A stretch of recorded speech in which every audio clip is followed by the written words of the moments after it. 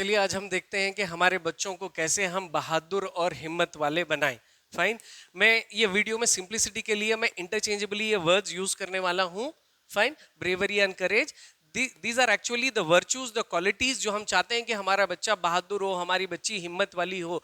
कि अगर हम उनको ये क्वालिटी उनमें इंस्टिल नहीं करते हैं तो उनको ओवर पावर करेगा fear and they won't be ready to take any action. Fine. पहले हम ये देखते हैं कि आज सारी दुनिया में डर का माहौल हर जगह बना है। एक climate of fear governs the world today. वो कैसे? आप देख ले the media reporting, the hospitals, the job market, the educational resources, parenting resources. मैं आज एक कमर्शियल देख रहा था जो बता रहा था कि भाई AI is creating reports, coding, so what will be the job situation in the next coming 3 years। तो भैया आप यहाँ डरा क्यों रहे हो भाई? आप अपना स्किल बेचो ना, अपनी ट्रेनिंग बेचो, but don't create climate of fear. Fine. अब हम ये देखते हैं कि एक्चुअली बच्चों में ये फियर कैसे इंड्यूस होता है ये अर्ली स्टेज पे, ये समझना बहुत जरूरी है। क्योंकि ये अर्ली स्टेज बहुत क्रूशियल होता है कि अगर ये फियर्स को हम अनलर्न नहीं करें, ओवरकम नहीं करें, तो this will be become a part of the belief system of these kids. क्योंकि belief system is like an operating system in us. The way you think, the way you behave, the way you feel is all governed by your beliefs। Fine. तो ये बच्चे जो पैदा होते हैं ये innocent होते हैं, बिल्कुल प्योरिटी और इनोसेंस के स्टेट में पैदा होते हैं। इनको किसी चीज का डर नहीं होता है। मानो कि आप अगर एक 3 साल के बच्चे को स्टेज पे ले जाके छोड़ते हो तो दे विल विदाउट फियर अच्छे से ये परफॉर्म करते हैं। वही आप एक 14-15 ईयर्स के किड को ला लो, ओवर द ईयर्स इसने जो स्टेज का फोबिया लोगों से सीखा और देखा, so they start to they will be very nervous on the stage. इनमें फोबिया बैठ जाता है। राइट। तो ये कैसे आता है? इसके लिए जिम्मेदार हमारी सोसाइटी और हम केयर गिवर्स, हमारे घर के लोग हैं। वो कैसे? कि हम बच्चों को डराते हैं। जब ये खाना नहीं खाता है तो हम बोलते हैं कि भाई इसको वो बूढ़े को दे दो। अगर वो होमवर्क नहीं करता है तो टीचर कहते हैं कि इसको डार्क रूम में डाल दो। अगर वो सोता नहीं तो उसको बोलते हैं कि भाई वो डॉग्स के पास लिख जाके छोड़ दो। Please don't create fear in the kids, that's going to damage by and large their life. मैं आपको अभी बताने वाला हूँ ये कैसा है, इस पे इनकी लाइफ पे इम्पैक्ट करता है। फाइन। तो इनमें इसके अलावा और भी बच्चों में फियर क्रिएट किया जाता है, जैसा कि कोई हॉरर स्टोरी सुनाता है, कोई हॉन्टेड हाउस के बारे में बात करता है। तो भाई इससे बच्चों में डर पैदा मत करो प्लीज। देन इनेट फियर और एक लर्न फियर एक एस्पेक्ट है, इसको हमको समझना जरूरी है। इनेट fear is something that every individual, whether it's the young children or we, are born with the two fears. One is the fear of falling, the other fear, the another one is the fear of loud noises। जब कोई जोर से आवाज होती है तो छोटे बच्चे चमक कर डर कर उड़ जाते हैं। बच्चे हम भी डर कर उड़ जाते हैं। फाइन। और उसी तरह ऊंचाई का डर। बच्चे जब 6 मंथ्स के अगर क्रॉलिंग स्टेज पे कोई बेबी है उसको आप एक बेड पे छोड़ दो, वो एज तक आएगा पर गिरेगा नहीं, क्योंकि उसको मालूम है कि वो गिरने पर वो उसको चोट लगेगी, मार लगेगी। राइट।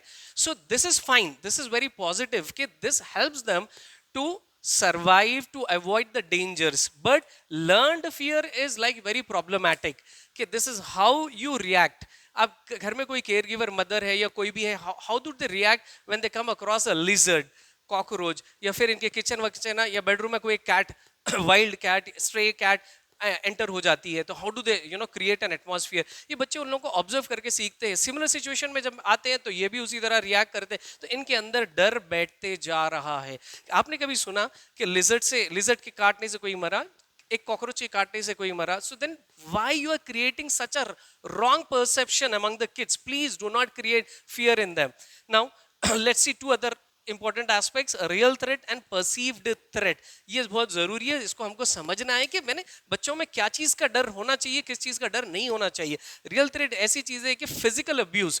अगर आप बोलें बच्चे किससे भी नहीं डरना, अगर कोई मारने इनके पास, अगर कोई इनके पास कोई फिजिकल अब्यूज कर रहा है, इनको बच्चे को कोई मारने आ रहा है, या फिर कोई एग्रेसिव एनिमल इन पे हमला करना चाह रहा है, या फिर फायर ब्रोकआउट होती है, या कोई व्हीकल इनको अप्रोच करती है, तो इससे तो इनको सिचुएशनली डरना है। They have to come out of it, they have to take an immediate action in order for their self safety and their self being। fine, this is okay as far as it is concerned situationally, but perceived threat, this is very wrong।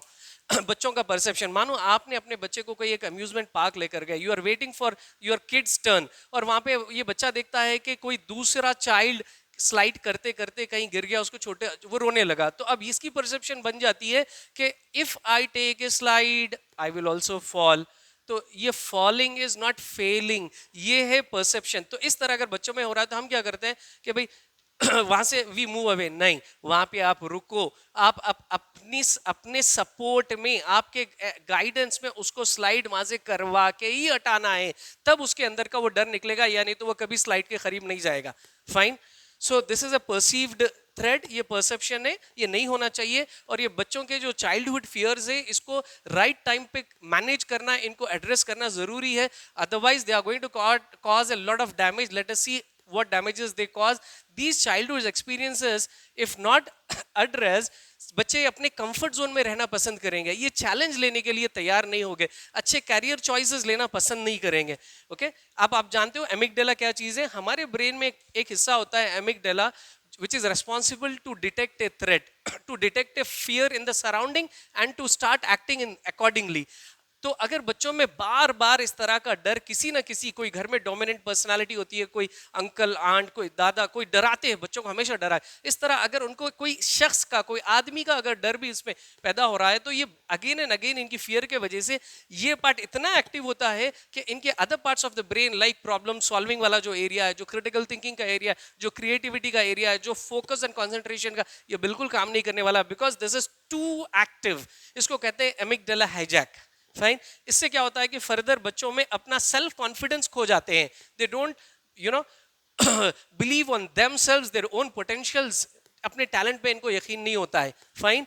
कभी कभी ये बढ़ते बढ़ते इनके stress levels इतने बढ़ जाते हैं कि ये स्ट्रेस लेवल्स को कोप अप करने के लिए अनहेल्थी कोपिंग मैकेनिज्म अडॉप्ट करना, गलत रास्तों पे जाना शुरू करते हैं, जैसे कि सब्सटेंस अब्यूज, कभी ड्रग एडिक्शन की तरफ जाते हैं, एडिक्शन हो जाता है, तो कभी अल्कोहल कंजप्शन की तरफ जाते हैं या स्मोकिंग की तरफ जाते हैं, ये स्ट्रेस लेवल्स को कोप करने के लिए, डर से बाहर निकलने के लिए। या फिर कुछ लोग ये भी, कुछ बच्चे ये भी करते हैं कि सोशल विड्रॉल होता है, कि वो सोसाइटी से हट के अलोन, आइसोलेटेड रहना पसंद करते हैं। या फिर कुछ बच्चे, कुछ केसेस में they start over eating it, right? This is all because of fear that was being created at a childhood। इसलिए बड़े होके बच्चे ये इस तरह हैंडल कर रहे हैं। Moreover, और तो और इनके interpersonal relationships भी फेल होते हैं, because they struggle to maintain the relationships, क्योंकि इनके पास ट्रस्ट इश्यूज होते हैं, इनको दूसरों की, अपने रिलेशंस पे बार बार डाउट करते हैं।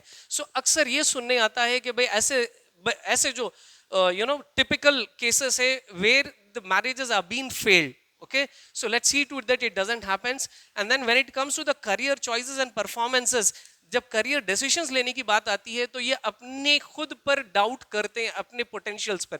मेरे पास अक्सर जो बच्चे काउंसलिंग पर आते हैं, मेरे स्टूडेंट्स, जिसको मैं अच्छी तरह जानता हूं कि इनका क्या पोटेंशियल है, मैंने गाइड देम कि भाई आप नीट ले लो, आप नीट लिखो, आप मेडिसिन की तरफ जाओ। So they start asking me questions like what if I can't, what if I don't, मैं अगर नहीं पास होता तो क्या करूं?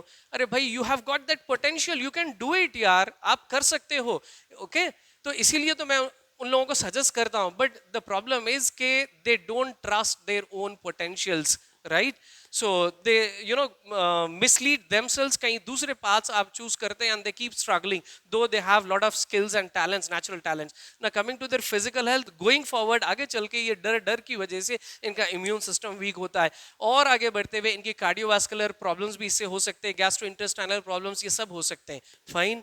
तो मेरी आपसे बॉटम लाइन ये है कि आप अपने बच्चों को डर मत इनमें पैदा करिए, इनको आप फियरलेसली लाइफ लीड करने दीजिए। मैं आपको अगली वीडियो में बताऊंगा कि how to cope up if already बच्चों में अगर डर आ चुका है, तो हाउ टू अनलर्न देम, या फिर वो बच्चे जो ब्लैंक स्लेट की तरह है, जिसको कुछ नहीं मालूम, बिल्कुल इनोसेंट है, राइट? तो उनके लिए मेरे पास में एक फ्रेमवर्क है कि how to instil the quality of bravery and the courageous into them.